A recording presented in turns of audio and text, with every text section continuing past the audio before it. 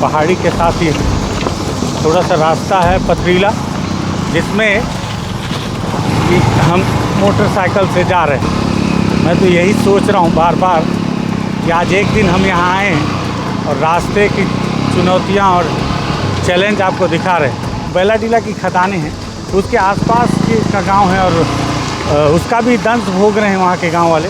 तो ये जंगल भी लगभग कुछ जो हापा टोला की तरफ की पहाड़ियों की तरह ही है। अब ये जिद है कि ज़बरदस्ती मोटरसाइकिल लेके हम जा रहे हैं, बाकी रास्ता मोटरसाइकिल का है नहीं।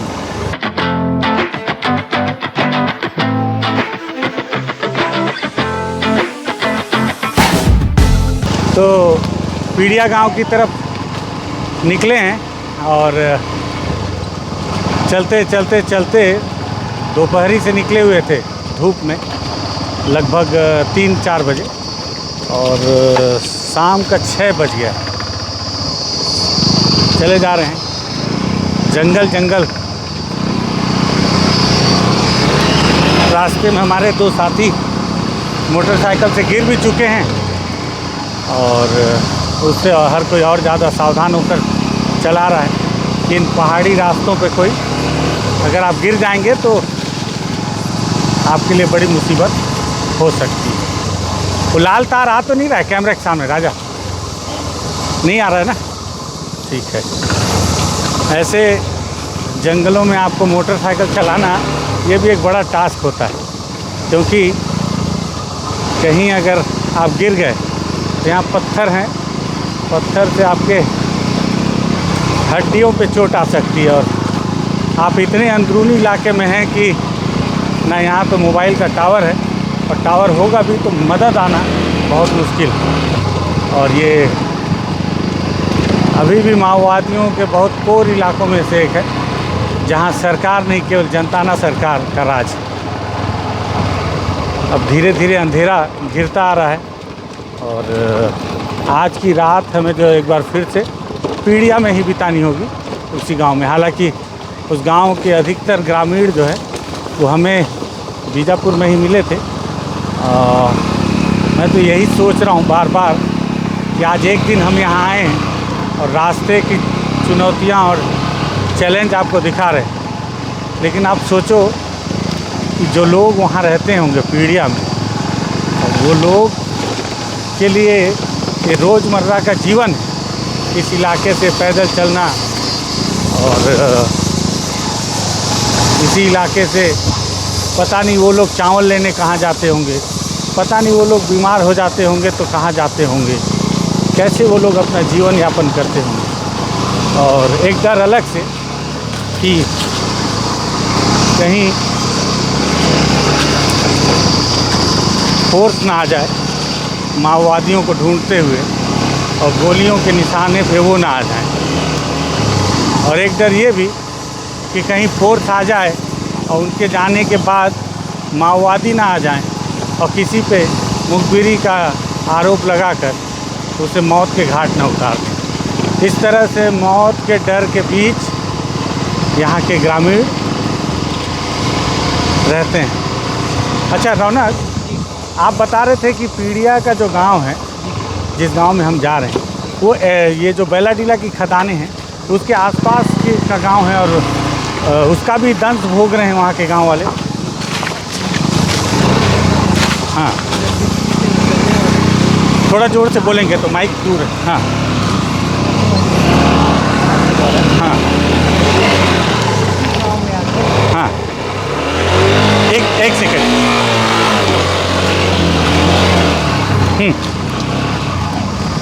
जल्दी बैठो।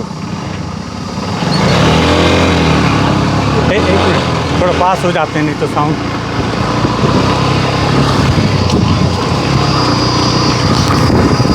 ये माइक पकड़ लो। हाँ, यहाँ पे निकलने वाली एनएमडीसी से निकलने वाली लाल मिट्टी जो है खदान के द्वारा यहाँ पर एक पहाड़ के ढेर के रूप में एकत्रित हो जाती है। और जब बरसात का दिन आता है तो बह के इनके किसानों की खेती पर ढेर हो जाती है। कहाँ? पीड़िया में? जी जी जी, पीड़िया है और इसके आसपास और भी गांव हैं। और लगभग ये इतनी मतलब कई जगहों पे तो दलदल ऐसे क्षेत्र बन जाते हैं। यहाँ पे तो बीजापुर ज़िले में कई ऐसे केस भी बने जिसमें गाय जानवर जो है इन दलदलों में धंस के मर गए हैं। अच्छा जी, तो उन्हें मुआवजा मिला है क्या? जी, उन्हें मुआवजा भी दिया गया।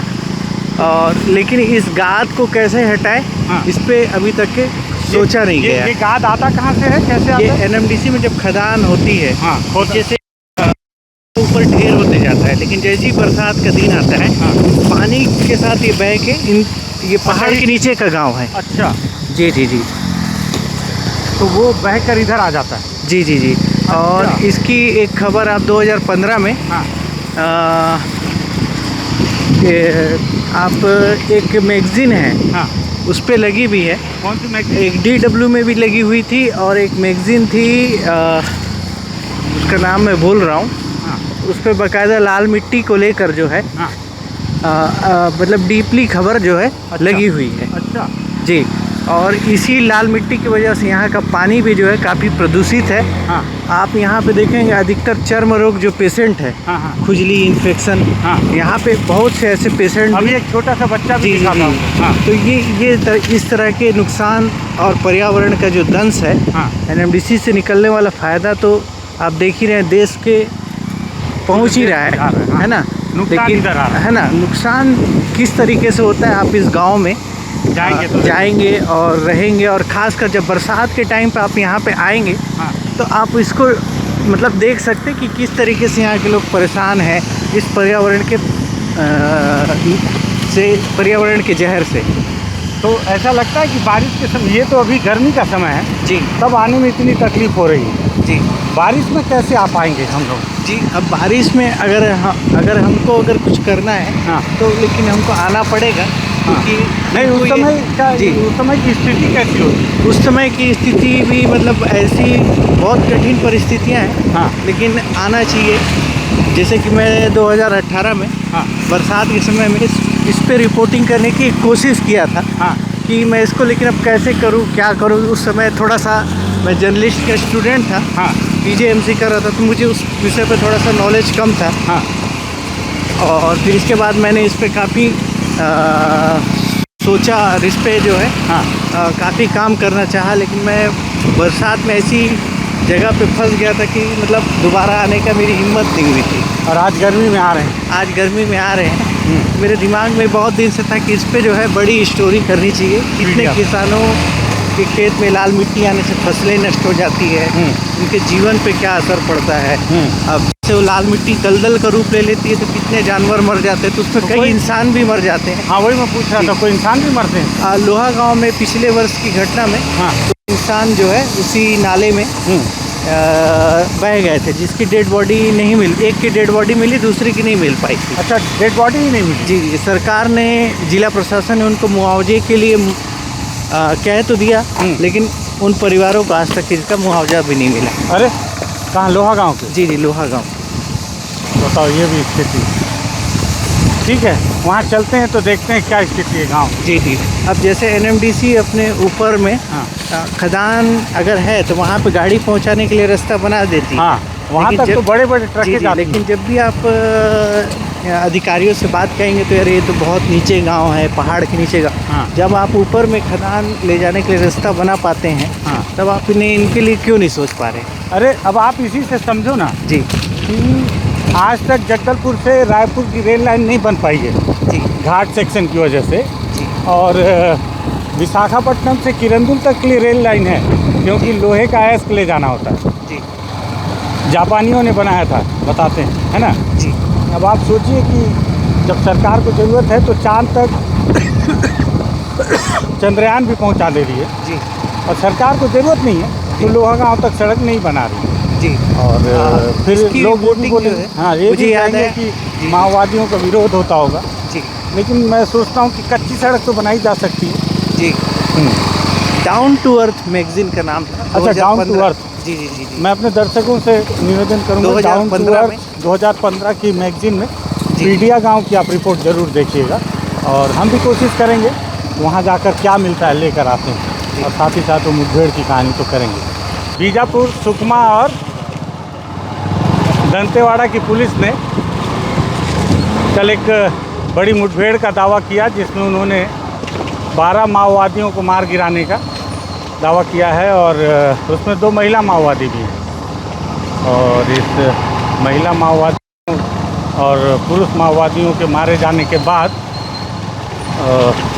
उस घटना स्थल को देखने के लिए हम निकले हैं। और ये जो है, आपको याद होगा बीते दिनों कोरचोली में एक बड़ी मुठभेड़ हुई थी। तो इस मुठभेड़ के बाद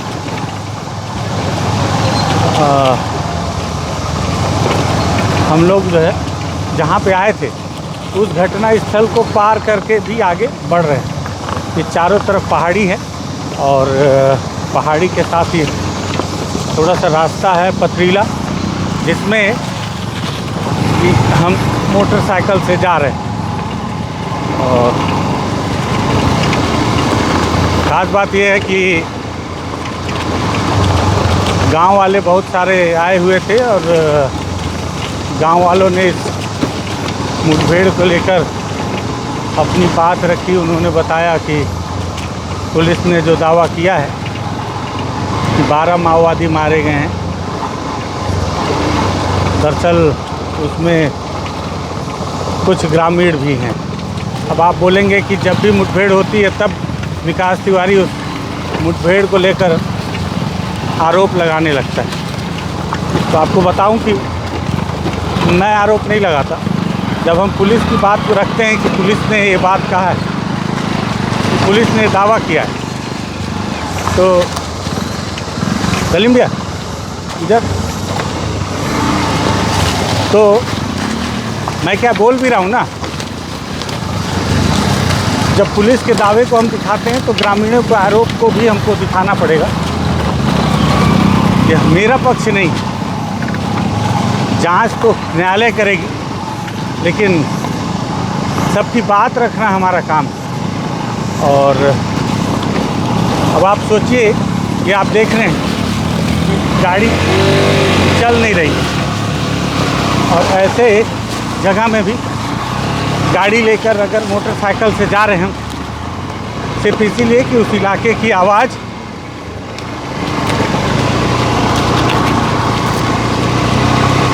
देश दुनिया तक ला पाएँ। बीजापुर के और भी पत्रकार साथी हैं मेरे साथ। रौनक भाई हैं जो पीछे बैठे हैं, सलीम भाई हैं जो बहुत तकलीफ़ों का सामना करके कैमरा चला रहे हैं, क्योंकि यहाँ पे मोटरसाइकिल में चलाने से ज़्यादा कठिन है मोटरसाइकिल में बैठना भी। उसके बावजूद सलीम भाई इस वीडियो को रिकॉर्ड कर रहे हैं कि आप तक हम ये बताएं कि जो घटना हुई है उस गांव में, गांव का क्या नाम है? पीड़िया। उस पीड़िया गांव तक कैसे हम पहुँचे। कैमरा का एंगल चेंज हो रहा होगा और थोड़ा सा हिल डुल रहा होगा, आप बर्दाश्त करेंगे क्योंकि ये भी बहुत मुश्किल से हम पहुंच रहे हैं। अच्छा, फिर भी एक बहुत राहत की बात है, बीते दिनों टेका मेटा का हमने ग्राउंड रिपोर्ट किया था जिसमें 26 किलोमीटर पैदल चलना पड़ा था। यहाँ कम से कम इस बात की राहत है कि बहुत तकलीफ़ से ही सही, लेकिन हम मोटरसाइकिल में बैठ कर जा रहे हैं। और उबड़ खाबड़ रास्ते हैं, भले कैमरा हिल रहा होगा, लेकिन कम से कम ये है कि हम बाइक में हैं, इस बात की राहत है। और आप चारों तरफ देखें, अगर सलीम भाई थोड़ा सा दिखाएं कि कैसा जंगल है। कमोबेश ये जंगल भी लगभग कुछ जो हापा टोला की तरफ की पहाड़ियों की तरह ही है। यहाँ पे भी उसी तरह के घने जंगल तो नहीं है, लेकिन उसी तरह की पहाड़ियाँ हैं, बड़े बड़े पत्थर वाले। और ये नीचे आप पहाड़ी का पत्थर देख सकते हैं। इसमें हम, अब ये जिद है कि ज़बरदस्ती मोटरसाइकिल लेके हम जा रहे हैं, बाकी रास्ता मोटरसाइकिल का है नहीं। लेकिन फिर भी लगता है कि यहाँ से गांव वाले ट्रैक्टर लेके तो ज़रूर जाते हैं, और ये गांव वालों के द्वारा ही इस रास्ते को बनाया भी गया है कि वो ट्रैक्टर में अपने साजो सामान जो भी होता होगा, उनके ज़रूरत की चीज़ें वो लेकर जाएं। मैं जब बीजापुर से निकला था तो जब बीजापुर कोतवाली में बहुत सारे गांव वाले मुझे मिले थे और उन गांव वालों ने बताया कि जो 12 लोगों को मारा गया है और बहुत सारे लोगों को पुलिस ने बताया कि गिरफ्तार करके लाए हैं संदेहियों को और उनसे पूछताछ की जा रही है। तो उनके सारे परिजन आए हुए थे वहाँ पे और परिजनों का कहना था कि हम गंगालूर तक पैदल आए हैं पीड़िया से और फिर वहाँ से ट्रैक्टर की मदद से। तो वहाँ पहुँचेंगे, पीड़िया की क्या कहानी होगी वो भी आपको बताएंगे। फ़िलहाल तो इस तरह के सफ़र है, मुझे लगा आपको सफ़र भी बताता चलूँ।